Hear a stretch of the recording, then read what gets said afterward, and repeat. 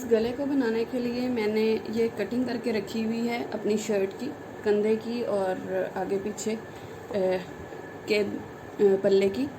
और इसके लिए सबसे पहले हम लेंगे फ्यूजन चेपी और इसकी मैं चौड़ाई और लंबाई रखूँगी, ये देखिएगा। चौड़ाई तकरीबन मैं रखूँगी 7.5, मतलब 3 पे बनेगा 6, ये 7 एंड 7.5, ठीक है। और एक्चुअल में वैसे हमारा जो है गला होता है नॉर्मली स्टैंडर्ड जो है वो 6 इंचज़ या 7 इंचज़ होता है। मैं इसको ज़्यादा इसलिए रख रही हूँ क्योंकि मेरे गले के अंदर पट्टी आनी है या फ्रिल आनी है 1 से 1.5 इंच की, ठीक है। तो इसको मैं यहाँ से स्ट्रेट कर लेती हूँ और ये मेरे पास मैं गला रख रही हूँ यहाँ से गहरा 8 इंच,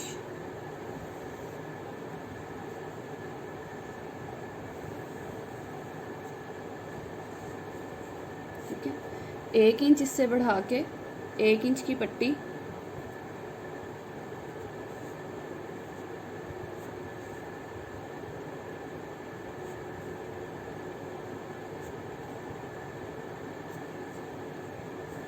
और मैंने लंबाई रखनी है इसकी इससे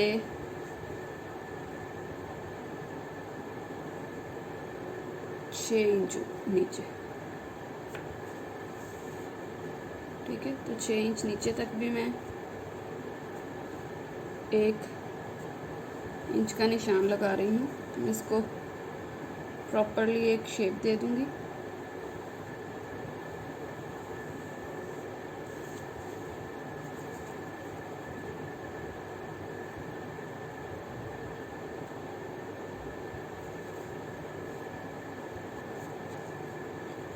ये मैंने कटिंग का निशान लगाया है ऐसे, ठीक है। और इस गले की कटिंग मैं कर लूँगी।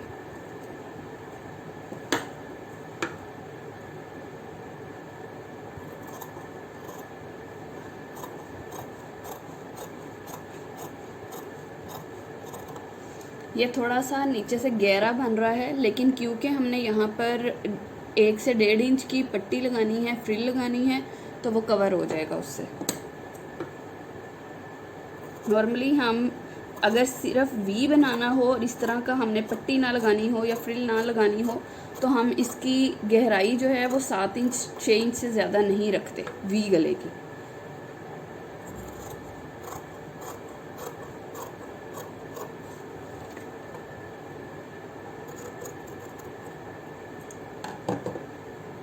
ठीक है।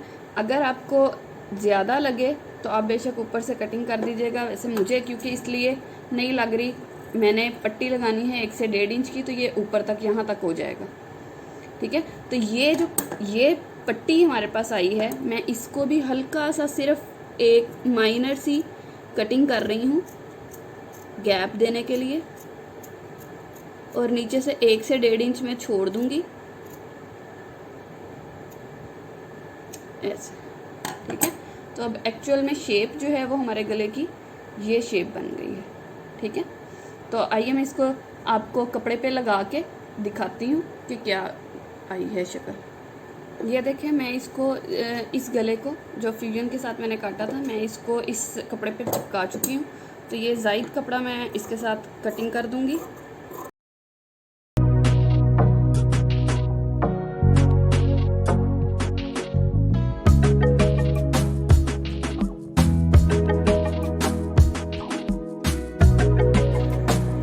गला कपड़े पे लग के तैयार हो गया। अब मैं इसको सिलाई लगा के इसको रेडी कर लेती हूँ।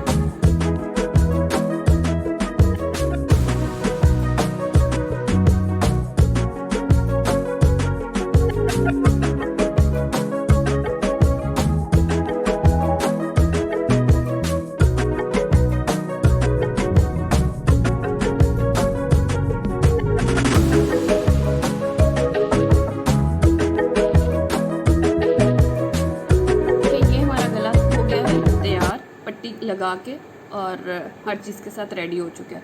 अब हम इसके लिए इसको चिपकाएंगे अपने फ्रंट एंड पे। ये मेरी फ्रंट साइड है शर्ट की, इसके ऊपर मैं रख के इसको चिपका दूँगी। ये इसका मिड है सिलाई के साथ। मिड के लिए हमेशा यहाँ पे निशान लगा लिया जाए तो बेहतर रहता है। ये मैंने मिड का निशान लगा लिया। वैसे मैंने इसको इस्त्री के साथ भी बिठाया हुआ है, लेकिन वो क्योंकि एम्ब्रॉयडरी है तो फिर थोड़ी सी प्रॉब्लम करता है। ठीक है,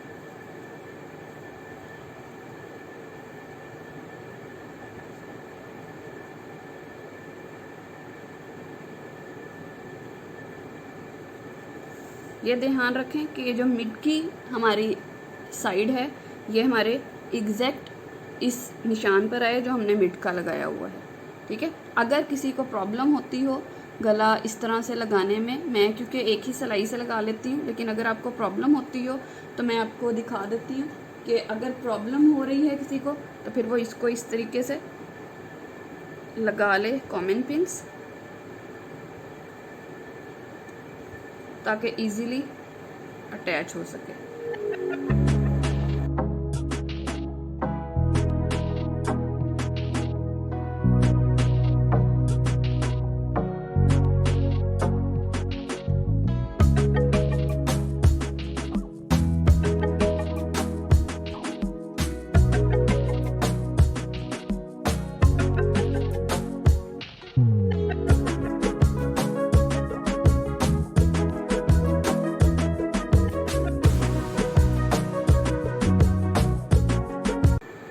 ये इसके साथ लग गया है। अब इसके साथ साथ हम कटिंग कर लेंगे।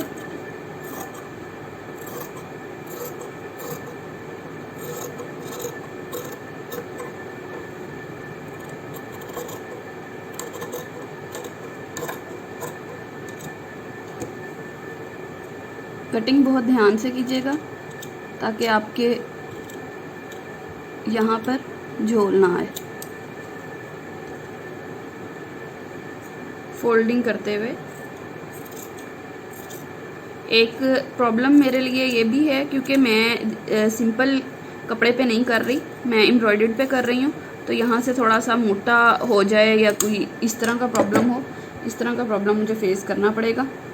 जैसे यहाँ से तो इजीली ये फोल्डिंग हो जाएगी, लेकिन जो एम्ब्रॉयडरी साइड है वहाँ से थोड़ा सा मोटा हो जाएगा।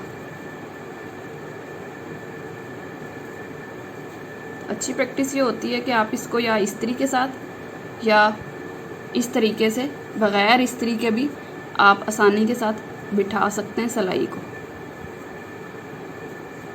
ठीक है, यहाँ से ये फोल्डिंग। अब ये देखें, ये जो प्रॉब्लम आ रहा है, मैं इसको यूँ फोल्ड कर रही हूँ, ये देखें। ठीक है, ये फोल्डिंग नहीं हो पा रही। आपने ये देखना है कि ये जो सिलाई आपने लगाई है उसके लास्ट तक आपने इसको कट लगा लेना है। ठीक है, उसके बाद ये इजीली फोल्ड हो जाएगा, लेकिन यहाँ पे ये निशान ना आए या यहाँ पे ये झोल ना आए।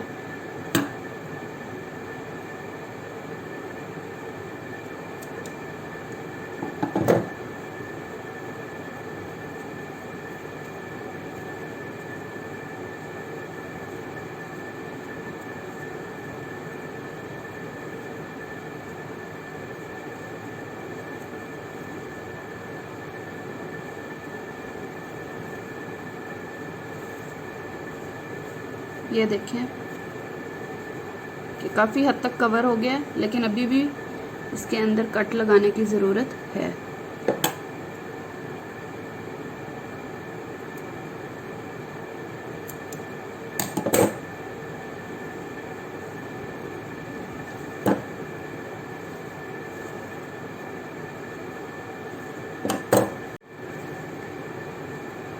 एक तरफ से फोल्ड करने के बाद मैंने दूसरी तरफ से भी फोल्ड किया है और अब ये मेरे पास मेरे गले की शेप आ गई है। ठीक है, ओवरऑल।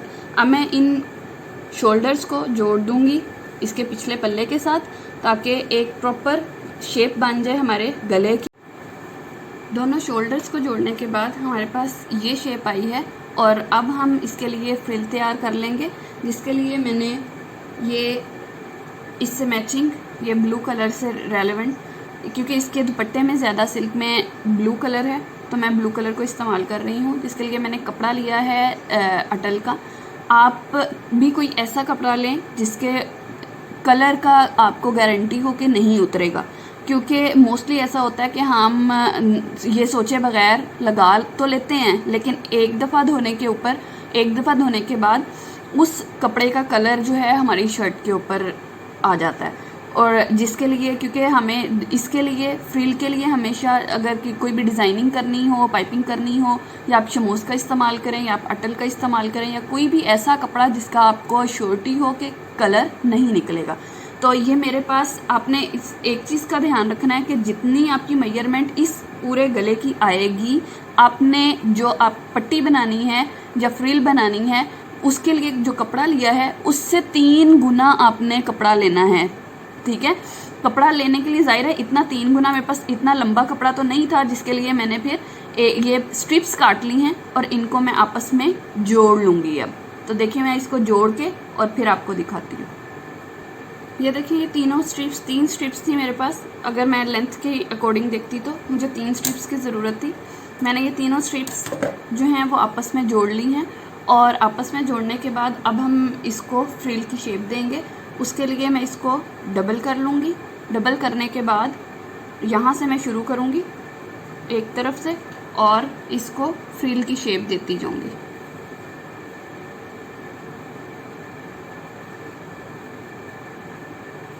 आप इसके लिए बाज़ार से बनी बनाई फ्रिल भी इस्तेमाल कर सकते हैं, लेकिन जाहिर है जो सफाई और जो नीटनेस आपके अपनी हाथ की बनी हुई फ्रिल में होती है वो बाज़ार की फ्रिल के अंदर नहीं होती। समटाइम्स कपड़ा अच्छा नहीं होता, समटाइम्स आपको कलर का डर होता है कि कलर ना निकल आए उसका। तो इसलिए एक दूसरा मेरे पास, क्योंकि पॉसिबिलिटी नहीं थी बाज़ार जाने की कि मैं इसको मैचिंग कर सकती या लेकर आ सकती, तो इसलिए फिर मैं ये घर में बना रही हूँ। तो देखिए मैं सबसे पहले जब स्टार्ट कर रही हूँ तो ये देखिए इस तरीके से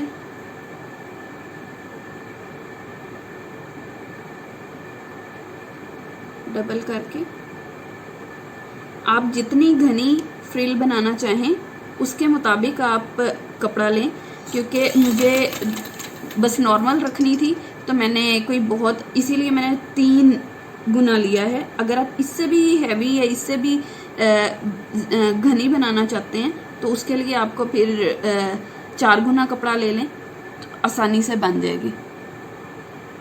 फ्रिल बनाते हुए एक चीज़ का ध्यान कीजिएगा, ये देखिए मैंने डबल करके यहाँ पे सिलाई लगा ली है ताकि ये मुझे फ्रिल बनाते हुए ये कपड़ा तंग ना करे। अगर आप सिंगल से बना रहे हैं तो जाहिर है आपको ये साइड जो है वो पिको करवानी पड़ेगी, या आपको इस साइड पे सिलाई लगानी पड़ेगी, या कोई ऐसा कपड़ा होगा जिसके थ्रेड्स ना निकलते हों। ठीक है, तो ये मैंने इस वजह से, ताकि मुझे फ्रिल बनाते हुए तंगी ना हो, मैंने इसलिए इसको डबल करके एक सिलाई लगा ली है। तो आप भी इसी तरीके से आसानी के साथ किसी भी रेशमी कपड़े की फ्रिल बना सकते हैं। ये देखिए मेरी फ्रिल तैयार हो चुकी है। ठीक है, इस फ्रिल को अब हम इस गले के साथ किस तरीके से जोड़ेंगे, इसके लिए आप सबसे पहले मैंने एक ये पट्टी बना ली है। पट्टी बना के मैंने रखी है क्योंकि मैंने इसको यहाँ से बंद करना है। ठीक है, तो आप भी इसको बंद करने के लिए यहाँ से पट्टी का इस्तेमाल करें जो मैंने ऑलरेडी तैयार करके रखी हुई है। ठीक है, तो ये देखें गले पे लगाना स्टार्ट करने के लिए मैं सबसे पहले इस फ्रिल के साथ, इस फ्रिल को इस पट्टी के साथ जोड़ रही हूँ इस तरीके से, यहाँ सिलाई लगा के। ठीक है, इस तरह से।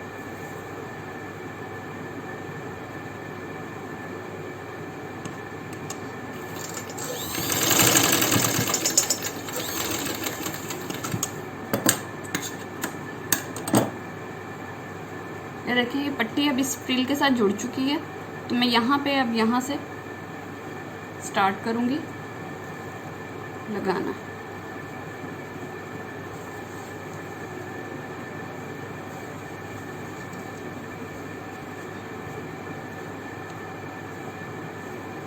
ये ध्यान रखिएगा कि ये फ्रिल जो है वो हमने यहाँ से लगाना स्टार्ट करनी है, इस कॉर्नर से। ठीक है, इस कॉर्नर से लगाने के लिए हमने इस पट्टी के साथ इसको जोड़ लिया है। मैं इसको यहाँ से अटैच करके तो यहाँ से पहले लेके आ रही हूँ सिलाई। ठीक है, ऐसे।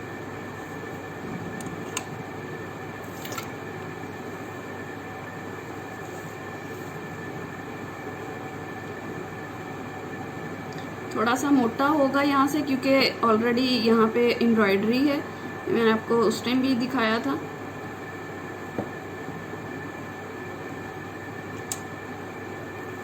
धागा सिलाई क्योंकि ऊपर आनी है, तो धागा कोशिश ऐसा करें कि ये बिल्कुल मैच हो। ठीक है, यहाँ से इस पट्टी के साथ में इसको जोड़ दूँगी, क्योंकि मैंने यहाँ से इसको बंद कर देना है। मुझे यहाँ से गला खुला रखने की ज़रूरत नहीं है।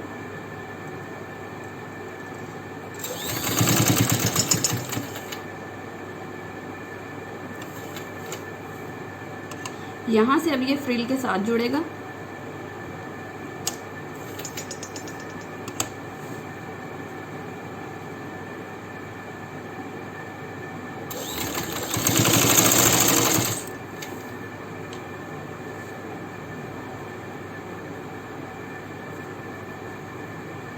ये ध्यान के साथ आप साथ साथ फ्रिल के साथ इसको जोड़ते हैं। इसको मैं गुम सिलाई से भी लगा सकती थी, ये आपकी अपनी मर्जी है कि आप इसको गुम सिलाई से लगाना चाहें।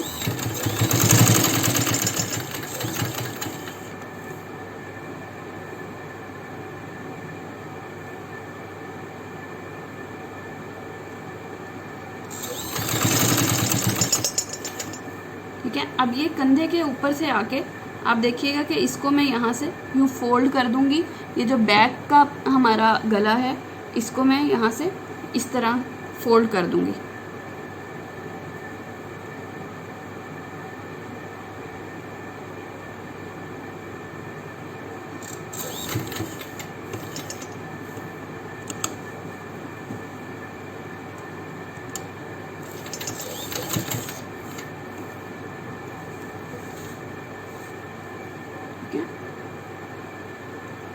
इस तरीके से इसके ऊपर आ जाए।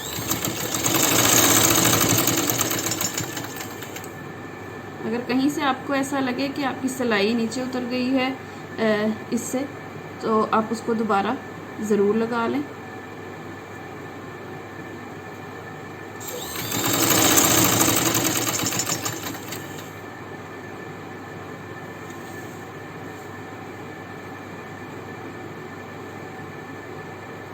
इस तरीके के साथ आप आसानी के साथ ये गला बना सकते हैं, इसमें कोई किसी किस्म की डिफ़िकल्टी नहीं आती। और अगर आपने बाज़ार से फ्रिल बनाई हुई है, बनी बनाई ली हुई है, फिर तो आपके लिए बिल्कुल ही आसान हो जाता है, क्योंकि आपको फ्रिल बनाने की भी मेहनत नहीं करनी पड़ती।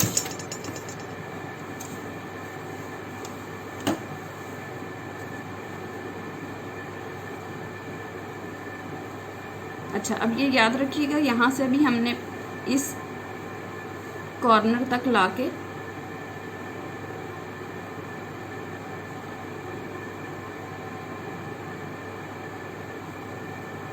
उसको पट्टी के साथ जोड़ना है।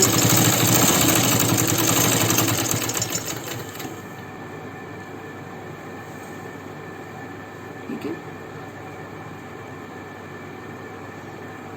ये देखें, पट्टी के साथ जोड़ने के लिए हमने यहाँ से शुरू की थी, तो मैं इसको इसके ऊपर से लाके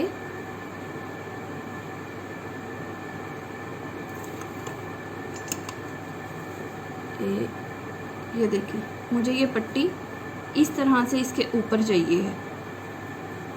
ठीक है, इस पट्टी के ऊपर, तो मैं इसके साथ साथ यहाँ से फ्रिल को ले आऊँगी।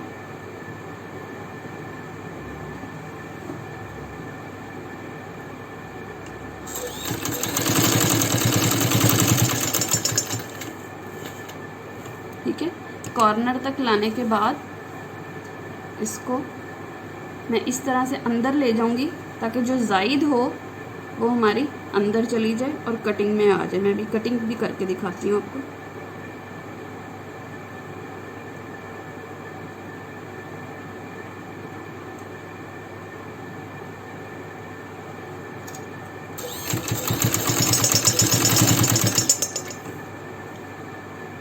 ठीक है, तो जितनी ये हमारे पास पट्टी है मैं इसके अकॉर्डिंग इसको रख के बाकी की कटिंग कर रही हूँ। थोड़ी सी मैं ज़ायद रख रही हूँ ताकि अगर मुझे अंदर फोल्डिंग में देना पड़े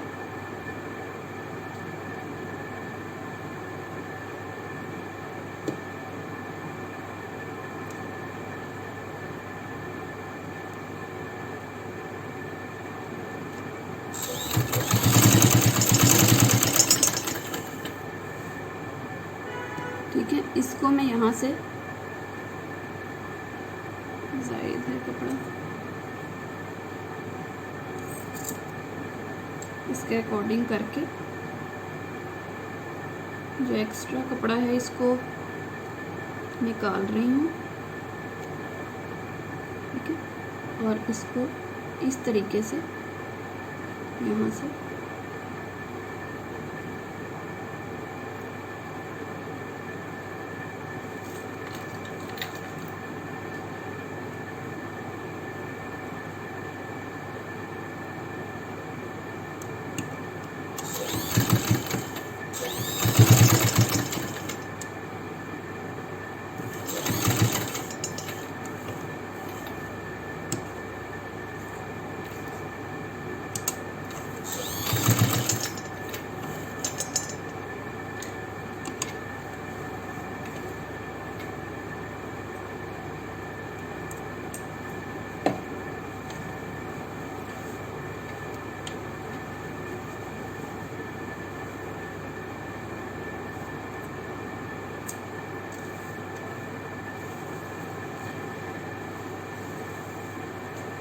तो ये देखें,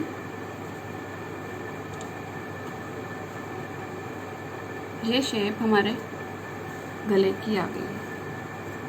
ठीक है, अब आप इसके लिए अगर यहाँ पे डबल सिलाई लगाना चाहें डबल सिलाई लगा लें। वैसे तो अंदर भी वो है हमारी ये भी तरपाई होने वाली है, तो ज़ायद कपड़ा लगाना चाहें ज़ायद कपड़ा लगा लें। ये आप पे डिपेंड करता है कि आप इसको किस तरीके से लेकर चलते हैं।